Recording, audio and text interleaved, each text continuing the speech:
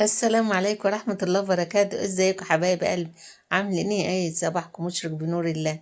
اللهم صل وسلم وزد وبارك على سيدنا محمد في كل نفس ووقت وحين وفي الملأ الأعلى إلى يوم الدين. صباحكم خير وبركة ورزق ورضا وراحة بال من الرحمن، اللهم امين يا رب العالمين. كل سنة وانتم طيبين يا حبايبي، وفي رمضان كده ربنا يكبر بخواطركم ويعطيكم أكثر مما تتمنوا وزيادة. اللهم امين يا رب، اكبر بخواطرنا ورضينا جميعا وارضى عنا برضاه.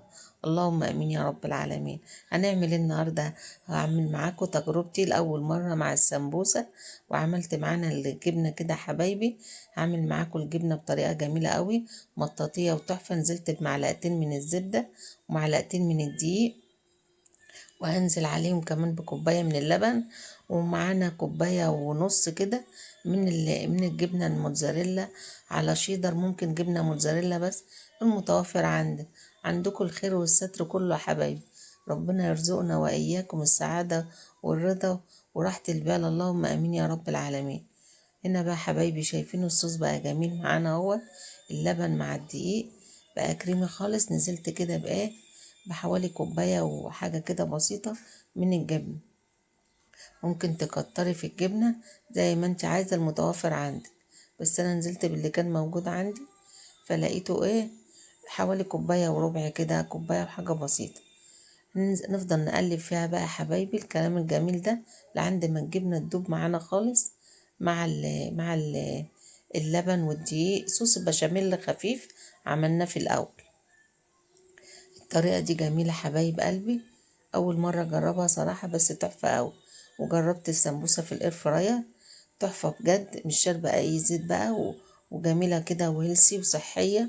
لكن انت حابة تعمليها في الزيت براحتك خالص، اعمليها بالحشو عادي واقليها في الزيت براحتك خالص يا حبيبتي. ممكن طبعا لو انت ما عندكش الاير فراير، حطيها ادهنيها مسحة زيت وحطيها. شايفين المطة وجمالها؟ اللهم بارك، تحفة خالص يا حبايبي بكل امان.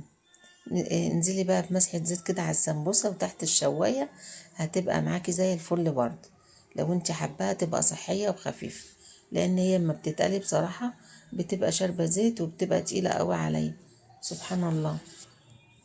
فكل واحد بيعمل اللي هو يرتاح له حبايب قلب. الله يصلح حالكم ويسعدكم ويجبر بخواطركم. بتشكر لكل اخواتي وحبايبي اللي موجودين عندي في القناة، واللي دخلوا جداد في القناة، وجودكم على راسي من فوق. الله يسعدكم ويجبر بخواطركم حبايب قلب. من اول هنا يلا ما تنسوش اللايك والاشتراك والسبسكرايب، وتشيروا الفيديو مع اخواتكم وحبايبكم. الله يرضيكم. هنا نزلت بحباية معلقة كده من حبة البركة، وسبت بقى ميكس الجبنة ده الخطير معانا دوت يبرد خالص يا حبايبي. وجبت هنا كيسة سمبوسك كده، هي تقولوا عليها سمبوسة سمبوسك، إيه اللي بتقولوه بقى. وهنزل بقى هاخد بقى الورقة كده يا حبايبي. وانا بصراحة بحب الطريقة السهلة معايا، ان انا الفه زي ما بلف الجلاش كده.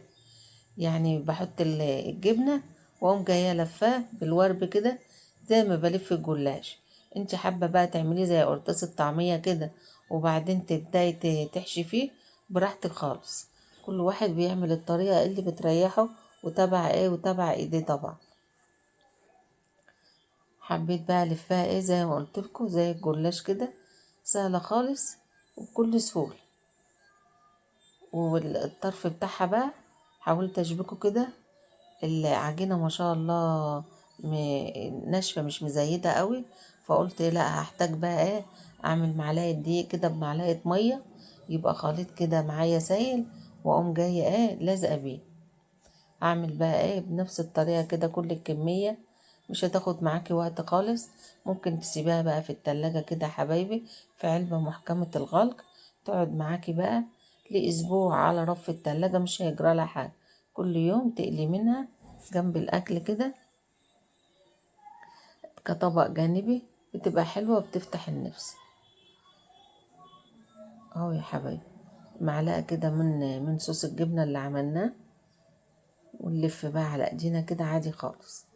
الطريقة سهلة وسلسة خالص في العمل، مش عايزة اي افتكاسات. لو انت اول مرة تعمليه هتنجح معاكي من اول مرة، ما فيهاش اي مشاكل خالص. اهم حاجة اللي هيعملوها معايا في الاير فراير.